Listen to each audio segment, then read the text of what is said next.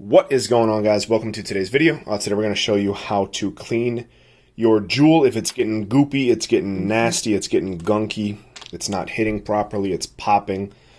There's basically like pretty much one reason why it's going to happen. We're going to show you the reason why. We're going to pull the pod out right here. So we have two contacts. We have Bing and Bong on the pod, and we have Bing and Bong on the inside. I don't know if you can see that. There we go. Those two dots in there. There's two contacts, and so they get goopy, whether your pod's leaking, whether there's a little bit of a buildup from the vapor itself, whatever the case may be. It's got to be cleaned out. So what we're going to do, we're going to soak a Q-tip in high-proof rubbing alcohol, and we are going to clean these two contacts very well, and then we're going to do the dry side. We're going to make sure we soak all that up. Make sure it's nice and clean. We're going to let it evaporate for a moment.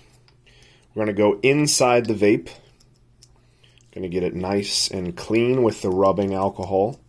Again, rubbing alcohol will evaporate. It's not, like water. It's not going to rust. It's not going to sit there. It's going to go away on its own. We're going to take the dry side.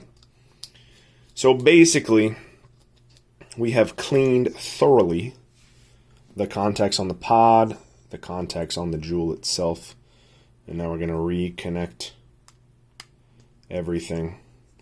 And that's it, folks. Give it a rip. It's going to be much smoother, cleaner.